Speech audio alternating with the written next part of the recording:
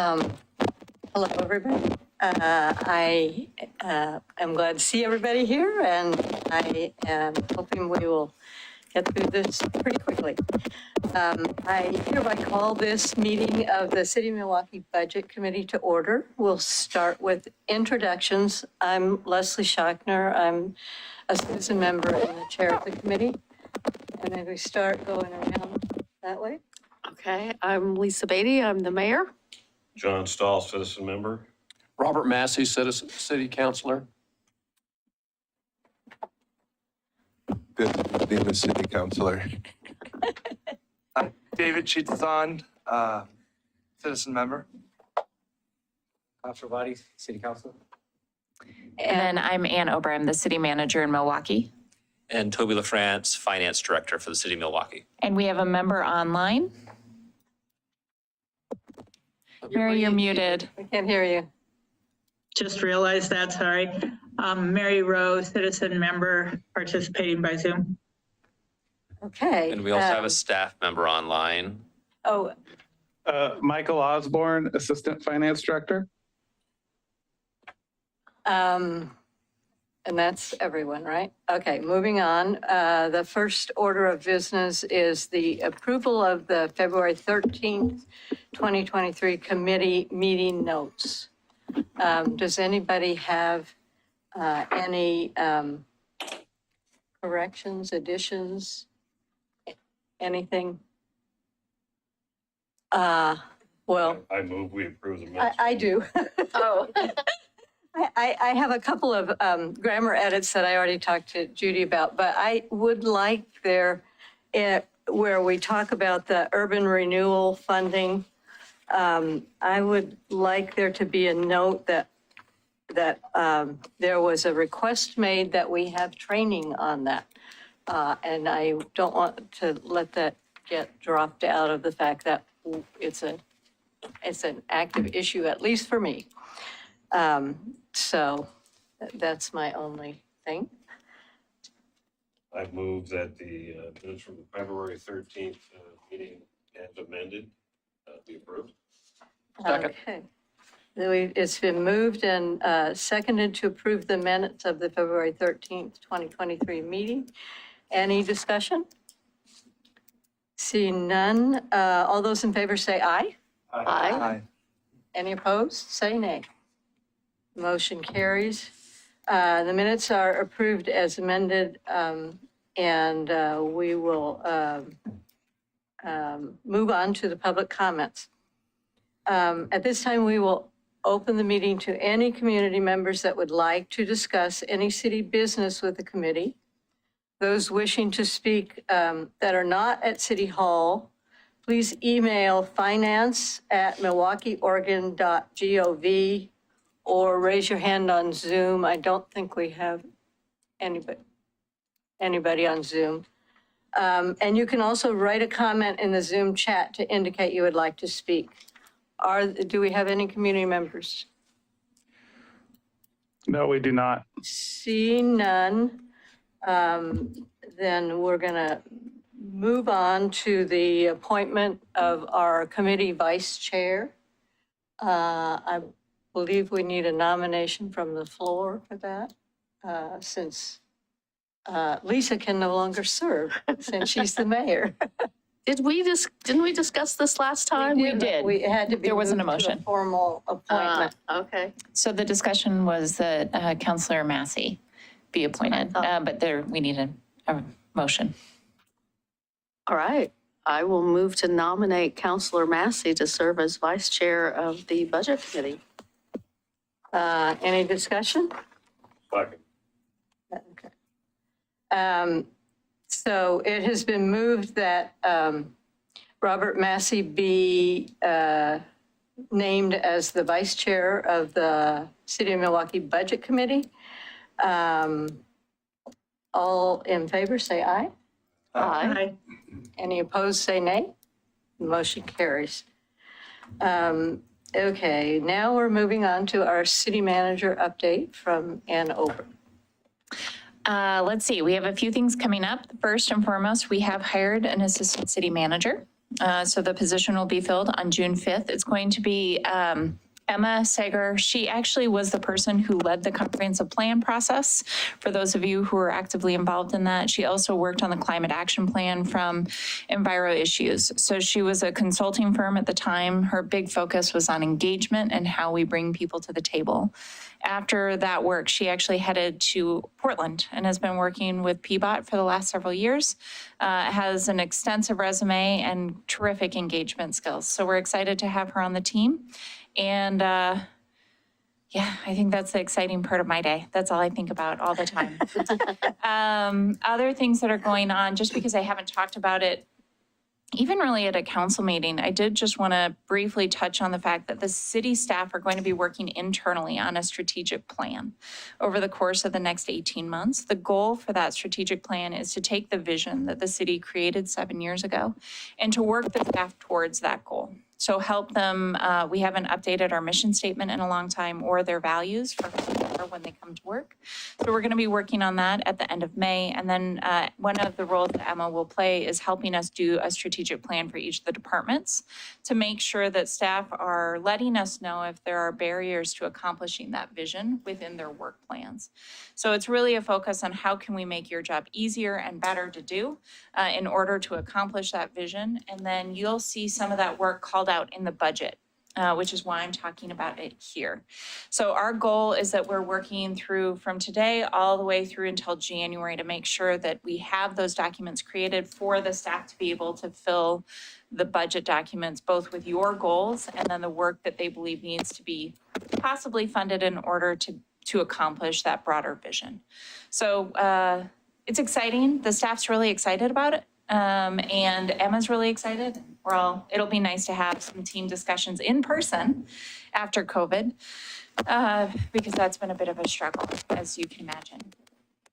New City Hall is coming. We're on track.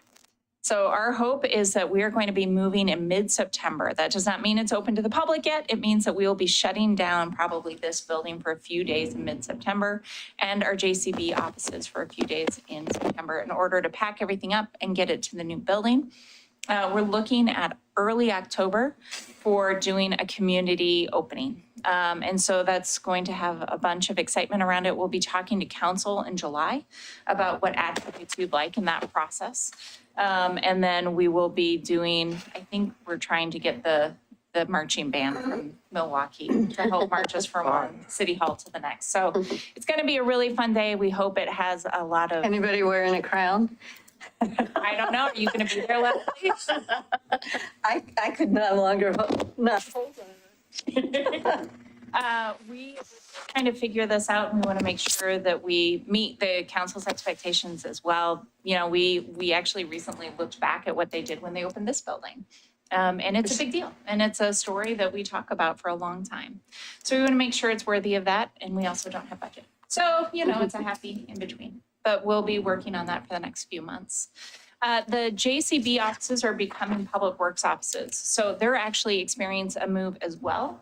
Their move will happen in December, but we're trying to figure out if a few of their people are moving up front just to take in public comment during sort of that vacancy time. So Peter's working on that right now. We will also be doing an unveiling at that point for that building. So we'll be inviting y'all to come if you want to stop by and see the new space. What else do we have that's exciting? Is there anything else that I should be talking about? Yeah, one other thing. Oh, that's right. So the other thing is that I like to be really transparent when projects are going sideways. So I'm going to just be honest about our SCADA system is far more expensive than we thought it was going to be. And it's important. We have to get a system that's talking to each other. And when a water well goes down, we need to know in the middle of the night. So the project is taking priority. We're probably placing a hold on the Well 8 project that you all approved in the budget.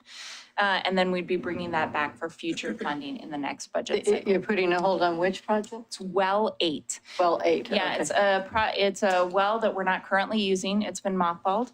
And we were going to start working on bringing it back online. So it was to do the cleaning and the inspections of that site. It's just going to have to wait another year. We don't need the well at this time. But we will need it in the coming years. The SCADA project just needs to take precedence. So that is one that you'll see a duplicate into the next budget cycle. Okay. And is that because of, price escalation when we hear about things being supply chain issues? Yeah.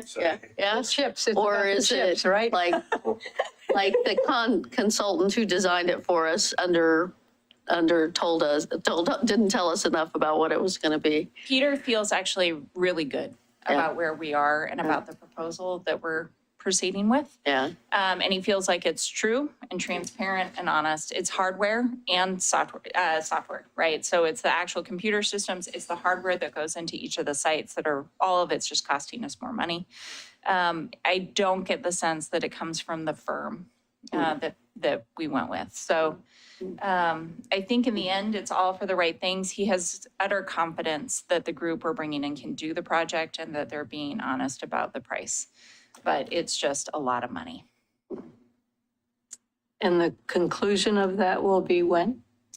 So he said January 2024, and I laughed. I don't think it's going to be that fast. I wish that it would be that fast. I'm going to guess it's probably January 2025 to have it all tested and ready to roll. But we'll keep you posted as we know more about the date. Okay. And then everything else is captured in the supplemental for tonight. Okay. Thank you. So now we'll move on to the review and discussion of the quarterly report. You are on, Toby. Okay, thank you very much, Budget Committee. Before we get on to the scheduled Budget Committee, there's, in terms of a finance director's report. In the finance department, we're working in 3 different time zones. We're planning in the future. That's what we do with the Budget Committee. We're running the day-to-day finances, doing the payroll, paying the bills, taking care of today. And we're also working in yesterday, and that is doing the annual audit. And so since we last met, there's also an audit committee. We have 2 members of the Budget Committee that also are on our audit committee. Our auditors met with our audit committee, and we have issued our year-end financials for fiscal year 22. And I just wanted to pause for a moment because it is a significant piece of work for the finance department. The city did receive an unqualified opinion, which is a clean audit. And they did have one area that they recommended some improvements that we are already working on. Just want to take a moment to thank Judy and Michael, who are the 2 people in the finance group who do, while they also work with you in the Budget Committee, they're also doing an awful lot of work on the audit. And so just take a moment to say that work's been done. We're already gearing up for the next one. So, so with that, let me get the presentation up.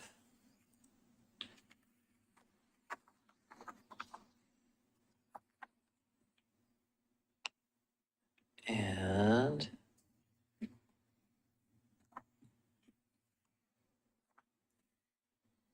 okay. So we're already on item number 7 of tonight's agenda. And so with tonight's agenda, I'm going to hit on primarily 3 things. So we will, of course, be doing some of the highlights from our quarterly financial report, which is available online and it's part of your packet this evening.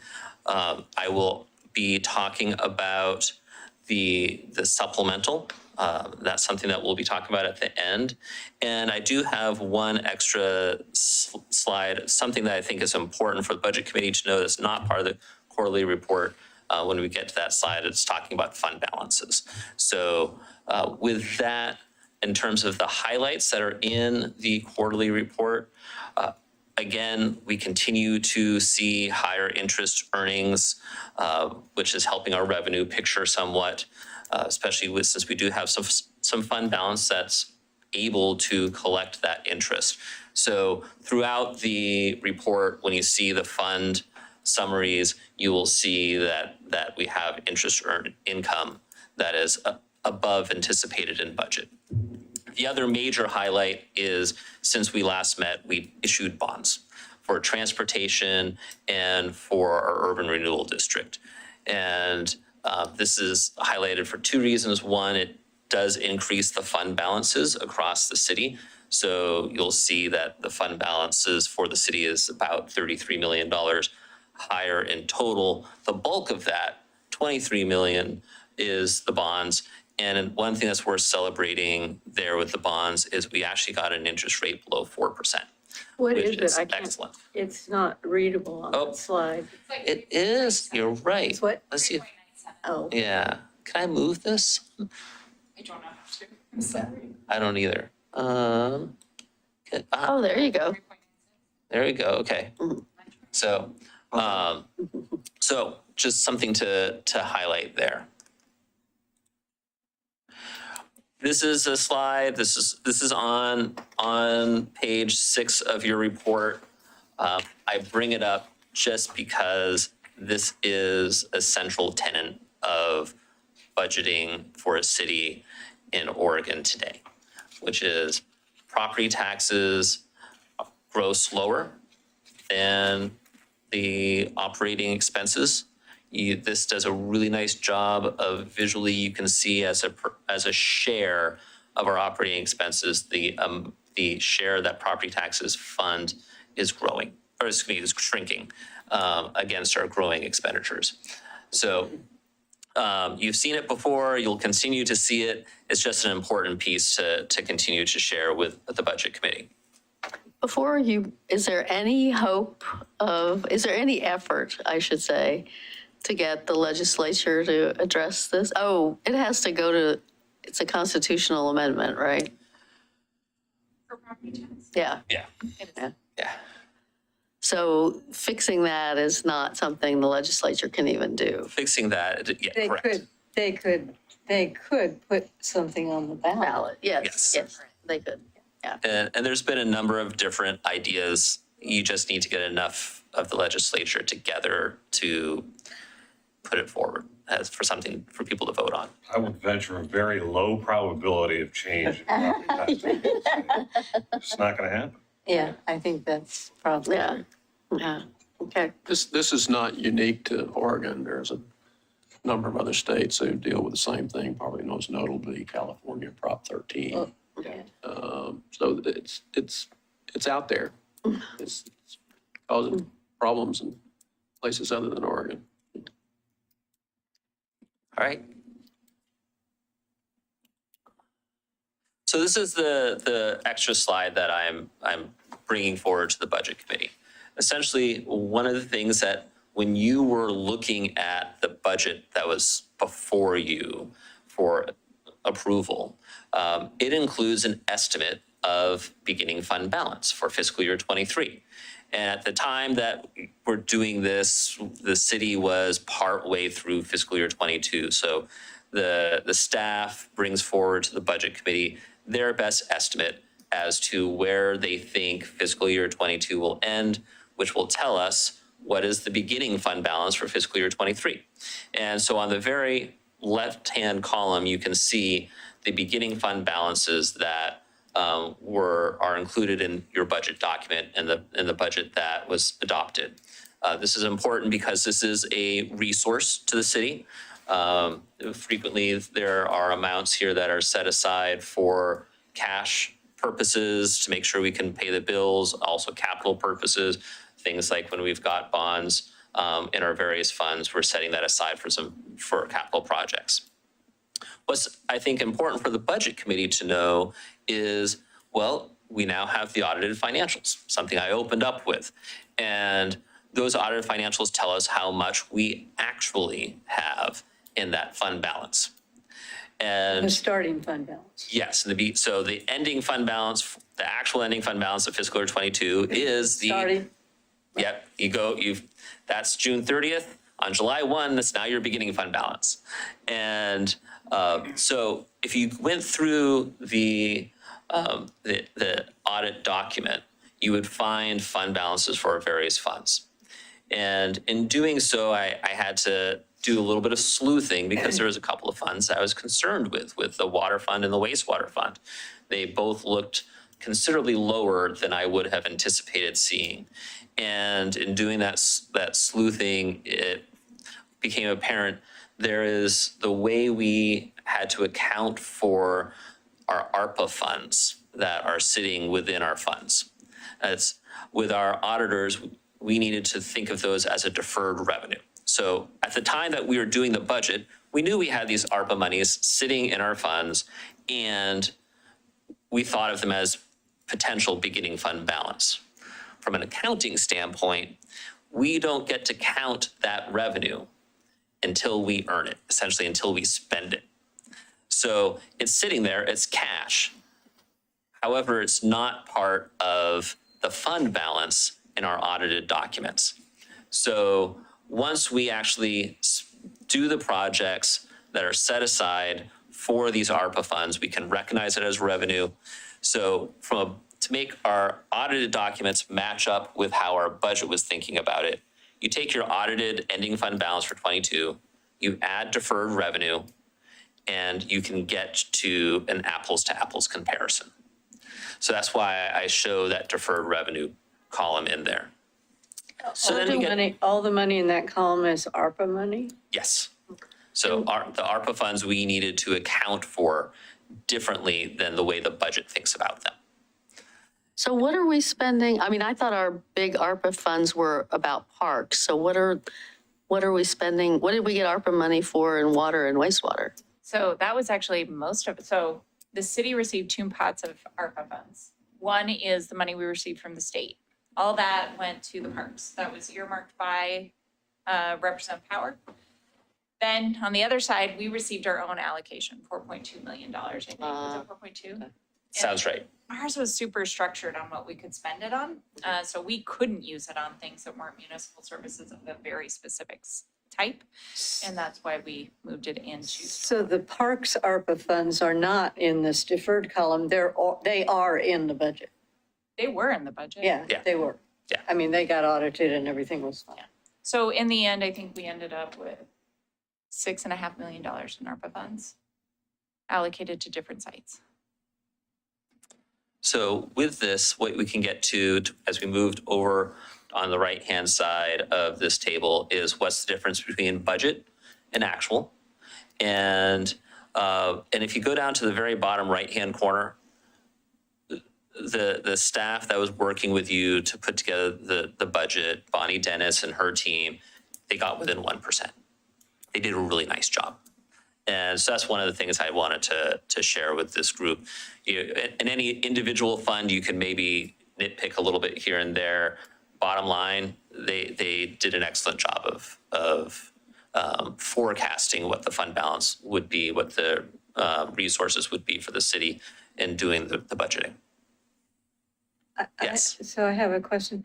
Is this chart going to become a routine part of a budget report once the audits are in? That would be in our packet that we could. That would be my plan. Okay. And so this is something that I think is important for the It budget. would be committee like to know. once a year that it would be. Yeah, absolutely. Because if there was a large variance, this budget committee needs to know, because again, the fund balance is a resource for the city to use. Any other questions on this one? Okay. I do have just a point of clarification. The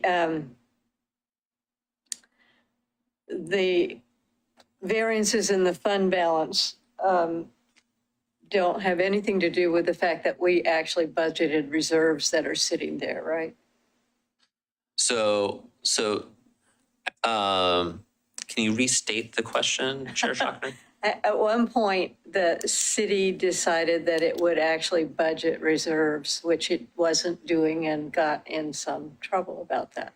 So in my mind, I have a sense of, yes, we were under in terms of the fund balance, but there's still budgeted reserves in the budget, right? there are still reserves. If you went through the budget document, you would see both a beginning fund balance for every fund summary in there. It'll start with your beginning fund balance at the top.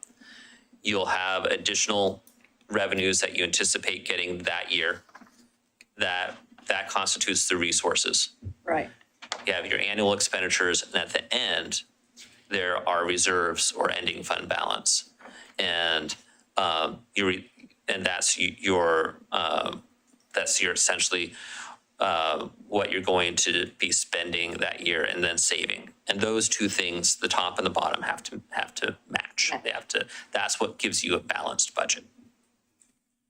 Does that answer your question? I think what she's referring to is in certain budget presentations, when you get down to the reserves, there's sometimes been a line item contingent fund balance and then usable fund balance. Okay. I think we've seen that Yeah. occasionally in the budget. Yeah, Haven't seen it lately. Different. I would love to answer that, or we both would, but we don't know. but so maybe I can come and Yeah. you can explain it to me and we don't have to continue talking about something that when we don't have something in front of us to talk about. I guess is my Well, and I'd point. love to learn this too. So Yeah. if the three of us Okay. can find some time. And it goes back to some of my old history of budget committee from way back. This is why I'm asking that. And if there's a way this budget committee likes to see the budget presented, we're happy to accommodate that. So if there's dedicated reserves and you want to know how much reserves is dedicated for certain purposes and how much is undedicated and available, we can present that. Yeah, Well, to take that a step further, it would be very interesting in the utility reserves to come up with, okay, this is what we need for historical risk, and then you can identify the amount of surplus. that are, yeah, right.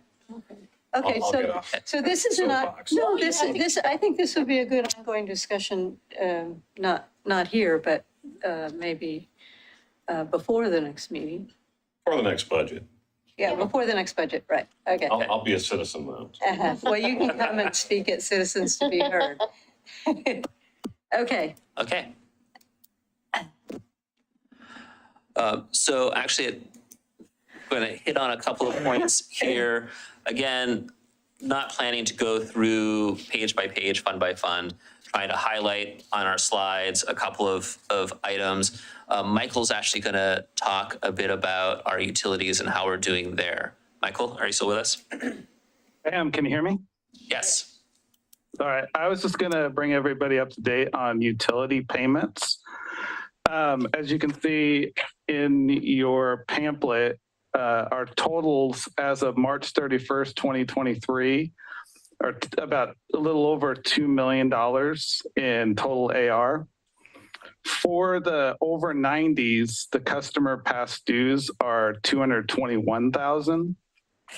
Kind of looking back over the last couple of years, pre-COVID and now, everything seems to be getting back to normal levels, with exception to 4 months, over 4 months. Excuse me.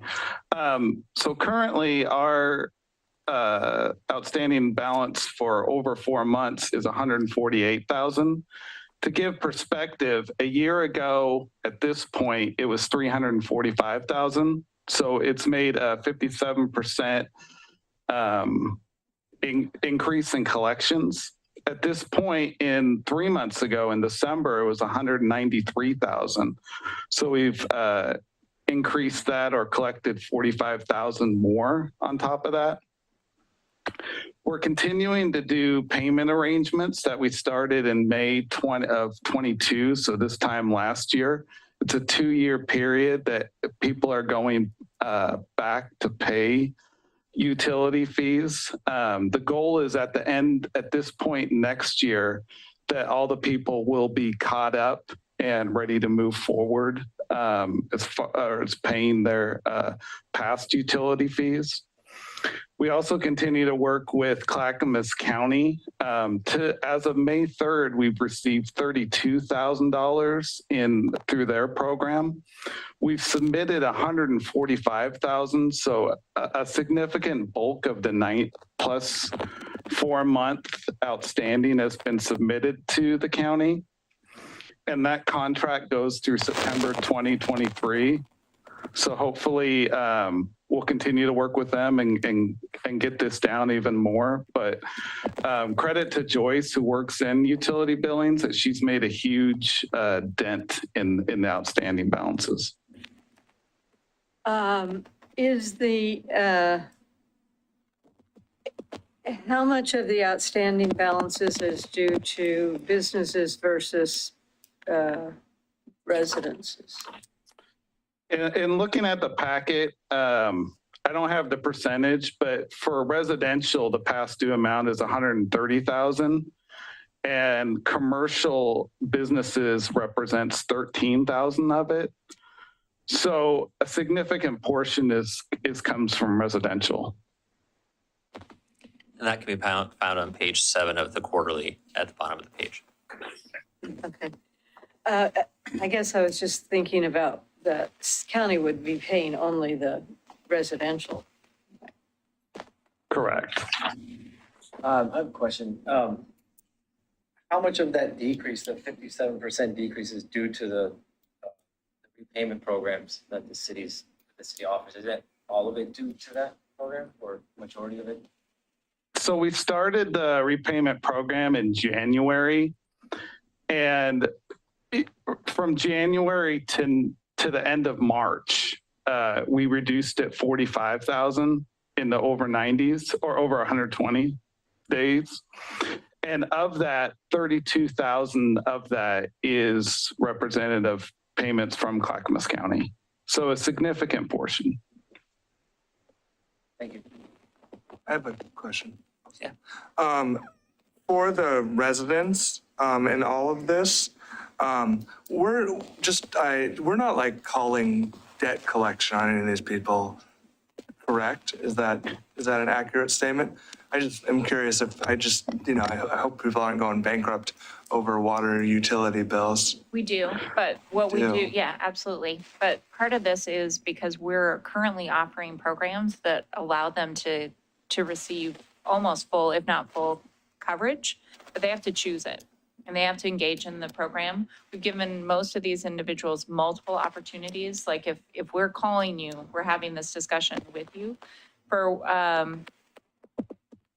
is that a fair assessment? Yes, Yeah. that's correct. We are. So Through our social service agencies, right?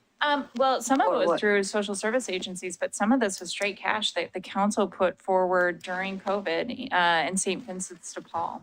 So we paid those dollars, but right now there's funding coming from the federal government to Clackamas County and being routed back to the city in order to provide these.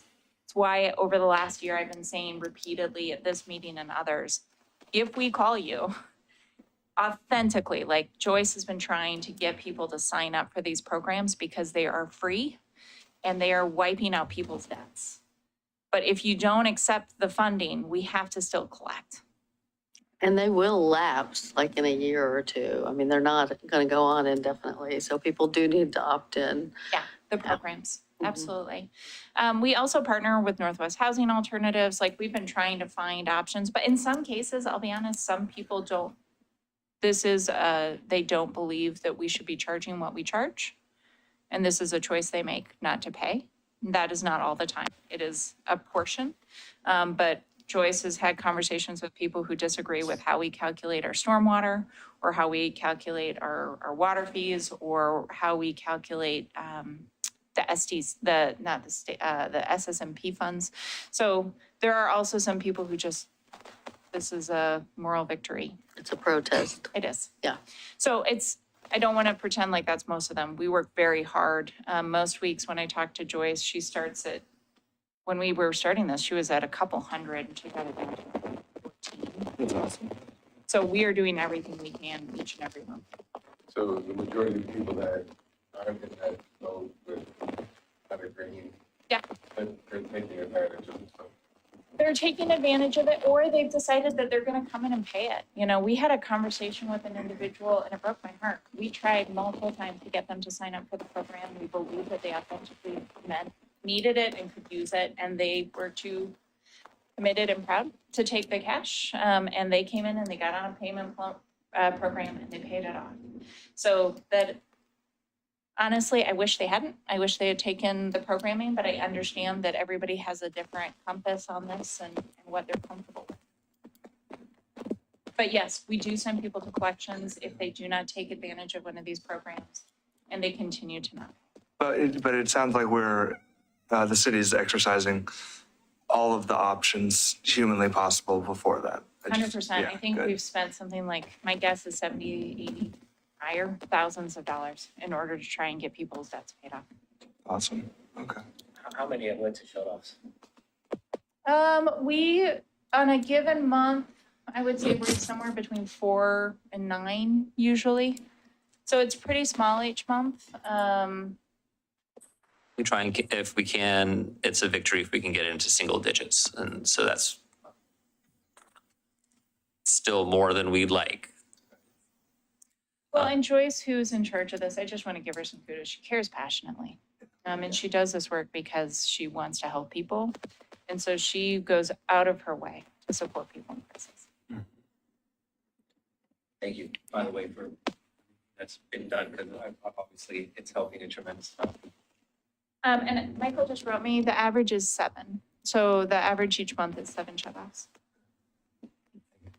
Thanks, Joyce.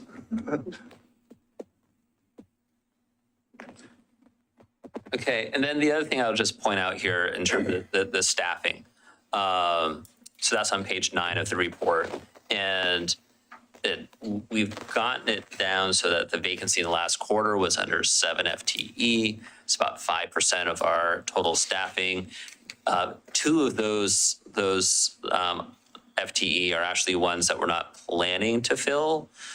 That's having to do with the parking management and housing and economic development with some shifts in priorities. Those are positions that we're not planning to fill in this budget. So really in terms of our real vacancy rate, it's even below that 5% that's listed here.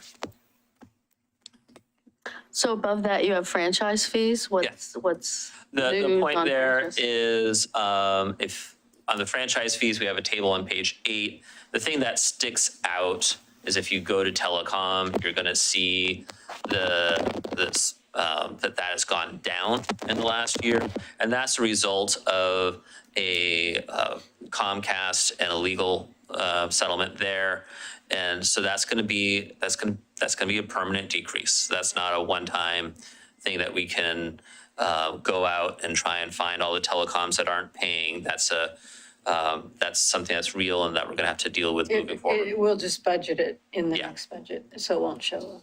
I mean, So that decrease, we're going to see that moving forward. So my recollection is we talked about this last time we too. did. So that's why I didn't make it one of my discussion points. Okay. So moving along with the general fund, it's always good to point out property taxes coming in about where we expected it. That's a good thing. And in terms of our expenditure rates, human resources, that's a budget that we're going to continue to monitor. They're about at 104% of where we would expect them to be. It's also a smaller budget, so we think we can just monitor that and hope that we're able to make up for it in some departmental savings in the second year of the biennium. Police, which is also above expectations, we have fixes for that. That's in the supplemental that I'll be talking about in a couple of minutes. And then, the building activity, we just continue to see that above expectations, and that's adding to that's making our revenues be above where we budgeted. Before we move on, I think I have a question that's probably best answered by Ann, is that when we look at the police, overtime, that's a combination of issues. And it's the getting people, through the academy. Even when we get them through the academy, sometimes we have attrition. And so it's kind of a, one step forward, 2 steps back thing. And I appreciate the fact that we have a fix for it. I'm not sure we have a long-term fix for it. The state has the long-term fix. So the issue we're running into right now is that the academy, it used to be there weren't that many new officers, right? So attrition was at lower numbers and they had enough slots into the state training academy for getting people into the system and out of the system and on the road. Until you've gone through the academy, you can't be out on the road, especially by yourself, and you're still on probation anyway once you come on board. And it's taken us now 6 months to 8 months to get people into it. That means that we have to pay them even though they can't be officers for those 6 to 8 months. So hopefully as things slow, as we see fewer new members of staffs, which should hopefully slow down again, that'll help. The state also has agreed to doing an additional number of slots. They figured out how to run more academies. It means they're going to be working into the nights and they're going to be working into the weekends in order to just help us get caught up over the next couple of years. So that also means we won't have a 6-month delay. Most of our overtime is coming from that 6-month delay period. It's not perfect, but it will make it better. And then the other thing we realized as we've been looking at our own team is that people come in classes often. So there are times when you see people retire into a larger number than other years. So we double that. We have both the COVID and the changes in place, plus we've all sort of. So we also don't see another one of those big windows of retirements after we have the next couple of retirements. Does that make sense? Yeah. Okay, so those are the big pieces, but it's, this has been a really hard year to figure out for those various reasons. Don't you think this is going to take several years to work out before we're sort of a level stream here? Absolutely, and you'll see adjustments. But I just don't think I think with the new academies coming on board, it's going to get better. It's just not going to be. Yeah, and, lots of concerns there. And one of the other concerns is the effective, is continued overtime on people It's exhausting. for, time after time. That can burn people out. Absolutely. Yeah. Thank you. Absolutely, yeah.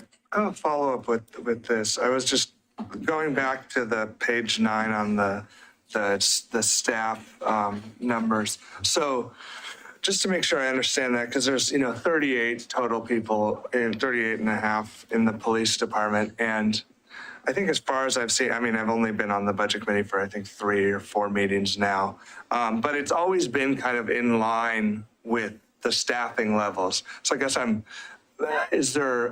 not fully understanding how that translates to overtime if they're fully staffed. Is there more work? 8 of those people have not been off probation, so they can't be out in a vehicle by themselves. So they can't be in their own vehicle. So normally we would have each of the shifts, 38 people going out in vehicles. Right now, 8 of those have to double up with another 8 in order to learn and to grow. And that means that we have to compact the number of people that we can schedule. Does that make sense? So instead of having 38 people, we can schedule 30. Interesting. They haven't been through the academy. Yeah. Yeah, I guess so. Certified. I actually was at a police thing a couple weeks ago with Milwaukie, and it seems like there's usually 3 to 4 people on staff at any time. Is that kind of, and if 2 of them are probation, that means that one person, 2 cars. So that means there has to be 4 people? Yeah, because 2 of those people are learning how to do this so we can get 2 more cars out on the road during that shift. Does that make sense? So usually we would have a minimum of, I believe, 3 cars out on a given shift. And it's really hard to get there without 12-hour shifts right now. Yeah. Thank you. Yeah, and it's, we talked to our union about this a lot. They're struggling. The leadership at the PD is struggling. I think everybody's just trying to figure out how to survive this time period where there's so many difficulties on getting people out onto the road on their own. They're doing everything they can, I would say, on both sides. And Clackamas County is having similar, I know Clackamas County isn't as involved in Milwaukie as other parts of the district, because we're like kind of a special area. But Clackamas County is also having that issue, like we can't borrow people from like cops from there to make sure that.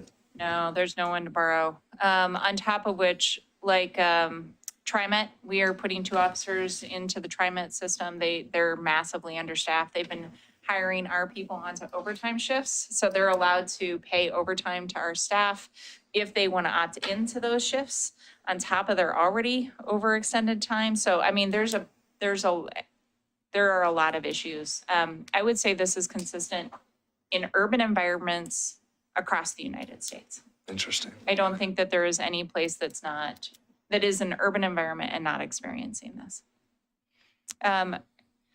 This is not super helpful, but our former police chief went down and was in, where did he go? It was Madras. They were down to 1 cop.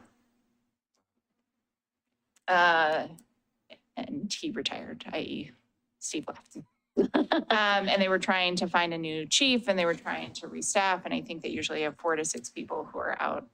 So even in some of our rural communities, there's not enough officers who are interested in the job. Yeah. We used to get 200 applications. You now have to jump on any application that looks like a good fit. And scaling back the amount of officers is not an option because it's already so like stretched out. Yeah, it's really. Is that correct? Yeah. And I would say there's a variety of ways that you measure how many officers you need. I actually recently shared, I know at least with one council member, an annexation study that we did. I think I sent it to several of you, but I can send it out to more. That talks about the calculation for figuring out how many officers you need per 1,000. The other thing to remember is that the city of Milwaukie is growing. Right? So we're adding units into the city in the coming year. Toby and I are going to be talking about what calculations we need to use into the new budget in order to look at growth. For our set services, stormwater is where you're probably going to see most of this. We've been adding a lot of storm retention basins and bioswales. They take a lot of power to manage.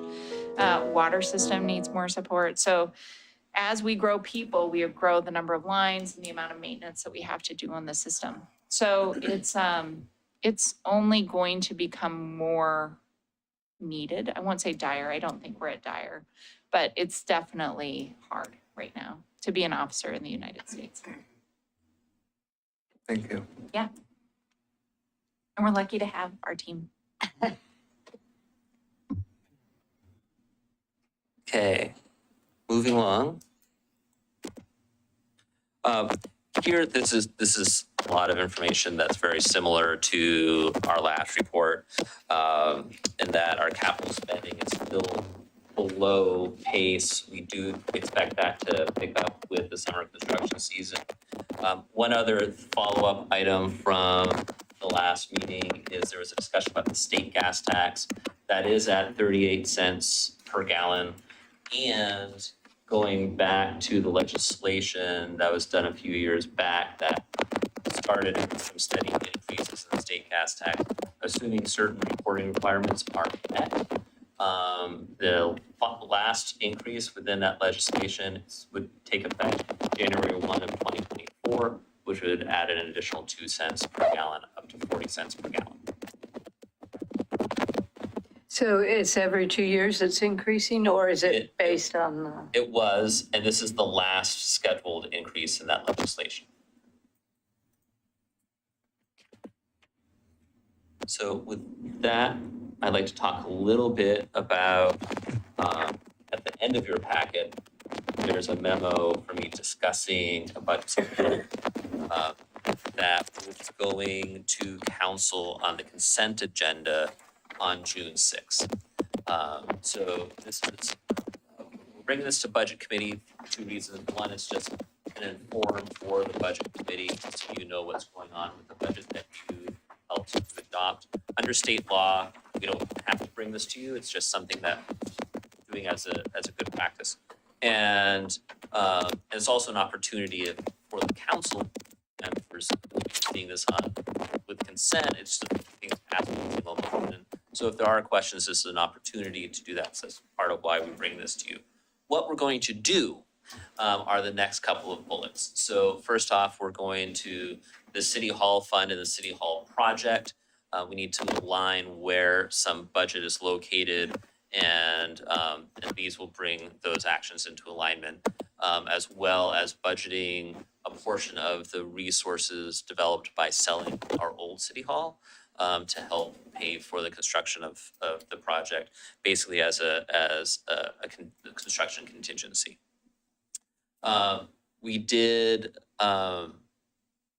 We were making some needed additions to the police budget. So as we were just discussing, we do have some overtime issues.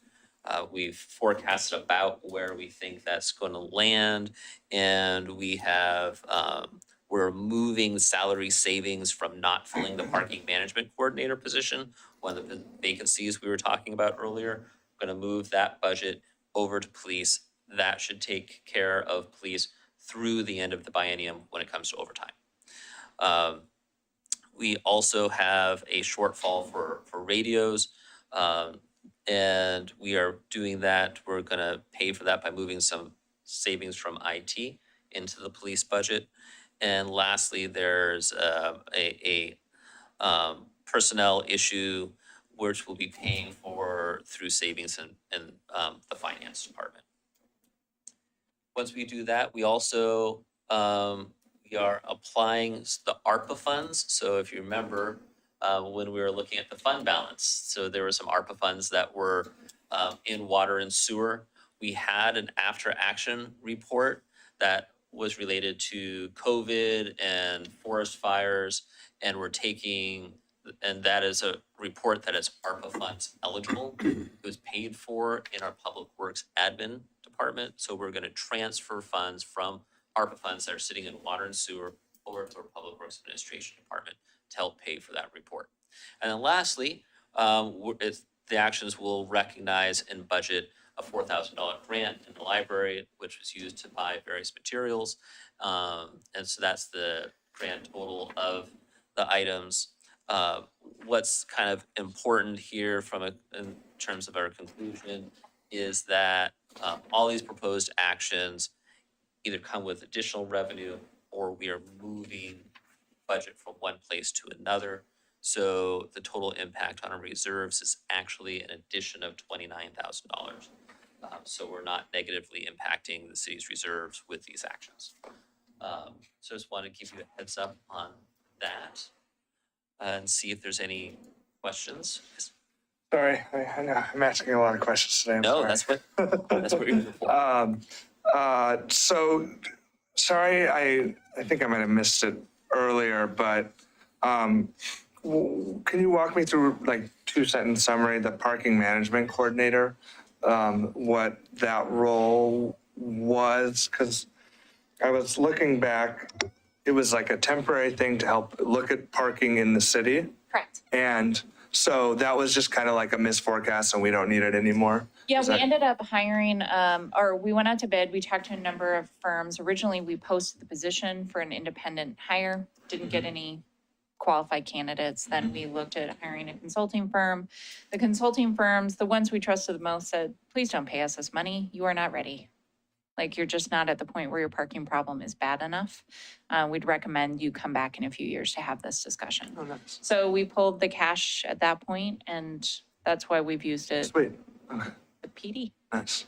This is like when I call a person to fix something in my fridge and the person comes by and is like, actually, this was a one switch, so you're good to go. I love those moments. Yeah. They're the best. It's the best. It's my, $200 for the appearance. yeah, Exactly. my wife's stepdad, Steve, that was him this last weekend. He fixed everything in our house for free, so that works for me. Yeah. Good job. Shout out, Steve. Can we get a phone number? I'll let you know next time he's here. Okay. Any other questions on the supplemental then? Nope, And clear. just check, Mary, you've So been, just to summarize, and get Yes. back to Robert's concerns earlier, you're cannibalizing that parking maintenance money and using it to pay police overtime. Correct. And hopefully that overtime will go away once That's we our get better hope. training in place. Well, it's once you can get to the training faster. It's not even better. We're just trying to get more and more people in. And we're hoping that people, the positions we've filled stabilize. We've had a few laterals. Those are great. We don't have to put anyone through. They just have to go through our initial probation period and then they're ready to go on the road. So we're trying to solve this a multitude of ways, but yes, I trust that the chief knows what he's going to need, and we're going to have to talk about it when we start prepping the budget. Well, and the legislature did allocate money to create a second academy for like a year or 18 months or something. They have found a facility somewhere in the state and they're creating a second academy to try and get more people through. It's actually going to be at the same site, Oh, is but it? they're going to move more people through by doing extended hours. Yeah. It's going to be a lot, but it's needed. So I really appreciate it. Okay, thank you.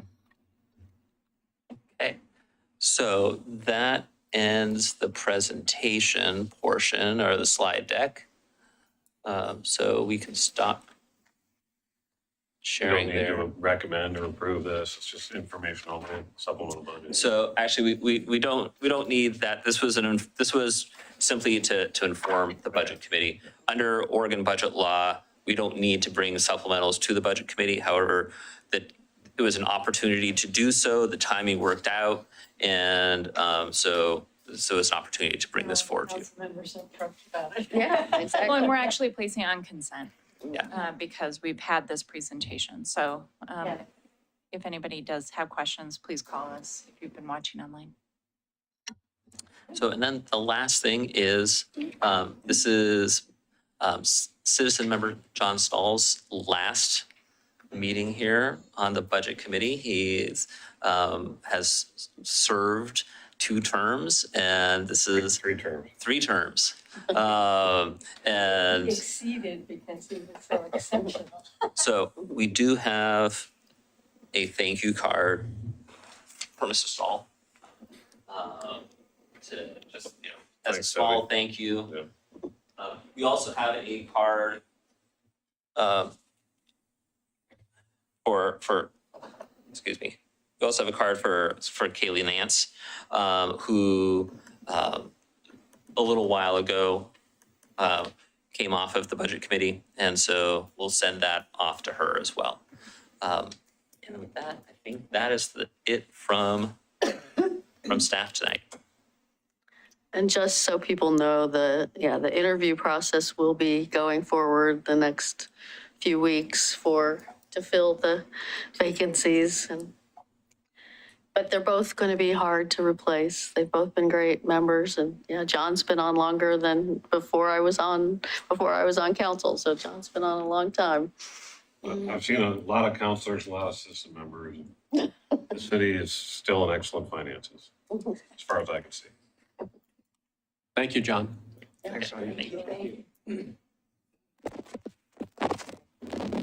So moving on, are there any other items that anybody wants to bring forward?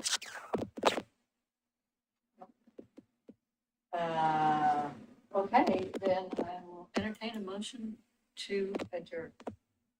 Will we adjourn? Second. Somebody seconded over there. Okay. All in favor, say aye. Aye. Any opposed, say no. The meeting is adjourned. Well, thank you. Appreciate it. Yeah, super.